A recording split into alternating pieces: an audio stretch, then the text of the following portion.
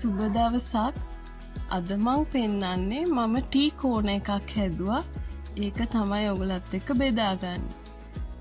ලොකු වියදමක් කරන්න නැතුව මගේ ගෙදර තිබ්බ දේවල් වලින් මං කොහොමද ටී කෝන එකක් හැදුවේ කියලා එන්නකෝ බලන්න. මං ගාව තිබ්බ ප්ලාස්ටික් රැක් එකක්. ඒක අරගෙන ඒකට මම සීනි පිටි තේකොළ බෝතල් එතකොට පෙනේරේ හැන්ද හැමදේම තියලා ඒ ළඟින්ම ෆ්ලාස්ක් එක කෙටල් එක කවුරු හරි ආවම තේ බොන්න කප්ස් ටිකක් ඔක්කොම එකම තැනකට තිබ්බා. ඒක පොඩි ලස්සනකුත් තිබ්බා කියලා. හැමදාම එකම විදිහට කුස්සිය දකින්නට වඩා තියෙන දේවල් වලින් පොඩි වෙනසක් කරාම හරිම ආසයි. තේ හදන්න නෙමෙයි උයන්නත් ගියත් පොඩ්ඩක් හරි වෙනසක් ලස්සනක් තිබ්බොත් ඉතින් චුට්ටක් ආස හිතෙනවනේ.